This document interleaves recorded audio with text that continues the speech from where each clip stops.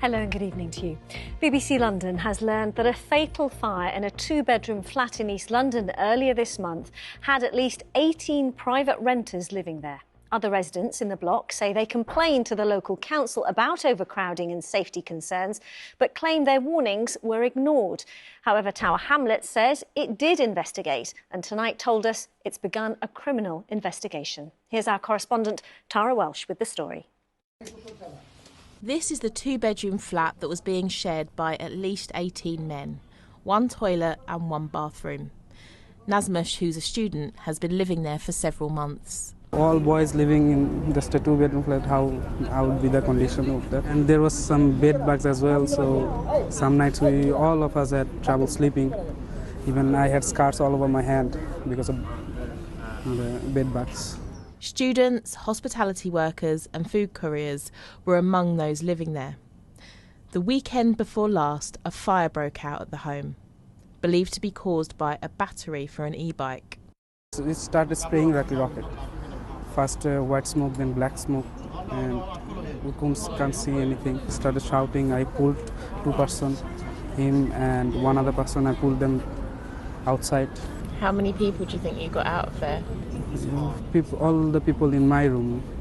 So like 1, 2, 3, 6 people, except me. Because you were awake, you were the only one awake. One man, Mizanir Rahman, was rescued but died in hospital last week. He was a father of 2 and had only been in the country for a few days. Local residents say they complained repeatedly to the council about overcrowding, and many in the community say they're affected by what happened. That's just made us more shocked and angry, and we're just struggling with this. But it's something that could have happened to any of us in the flat. More people could have died, and we think it's preventable. Everyone knew about the complaints from at least 2021, and nobody went to check. Nobody went to check the flat. It was left to residents to take photos and show all the bunk beds and make more and more complaints, and then it takes a fire. Tower Hamlets Council says it's provided hotel accommodation for 17 people that survived the fire. Yesterday, a vigil was held to remember Mizanir, and those living there wanted to highlight the conditions in the flat. Make sure how they're living. Zubair says he was paying £100 a week, but some paid £20 a night if they were short-term guests. He said there would be up to 23 people in the home. People are sharing beds, also the flooring. Yeah, they are sleeping in the floor also sleeping in the kitchen. The kitchen floor? Yeah, also the kitchen floor. I pay in cash each week, £100 I'm paying.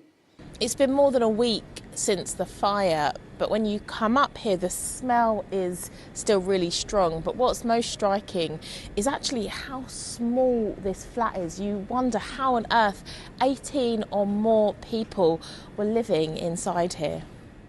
In a statement, Tower Hamlets Council said, "We had visited this property previously following complaints and issued enforcement. We are now carrying out a criminal investigation under the Housing Act.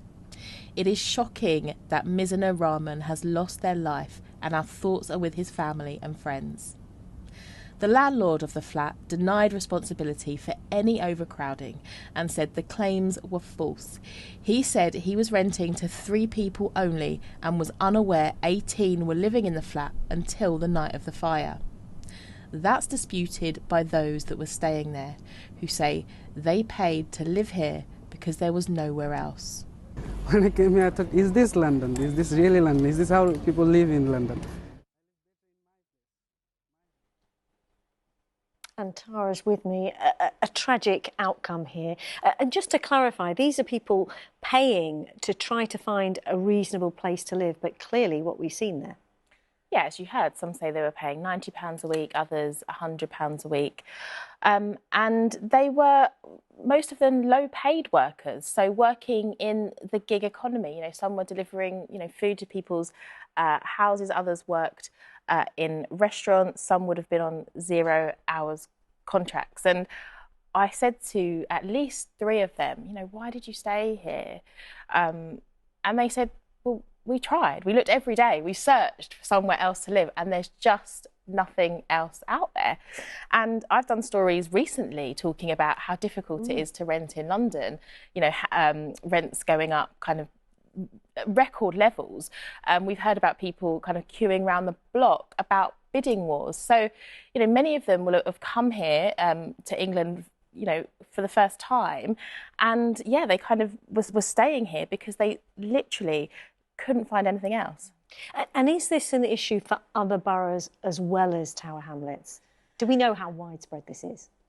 Yeah, I think, you know, some academics would say this is a big problem and it's been going on for some time now. But we know that Tower Hamlets is one of the most densely populated parts of the UK, and they bring boroughs real problems with overcrowding as well. And it's really difficult because I've been at BBC London nearly 10 years, and I know you will have seen, we talk Housing about is this one of the biggest issues for the capital. And the government will say, you know, it's building, the mayor will say it's building, and yet, you know, we keep seeing these problems with overcrowding. Before we leave you, Tara, what about other people who were caught up in that fire? Well, the council says it's putting those survivors up in hotels and it's supporting them kind of financially. And as well, when you hear of these tragic stories in London, often you also hear of people coming together. I know there's a collection for them. One of them was talking to me about the little things that he's lost, like his glasses.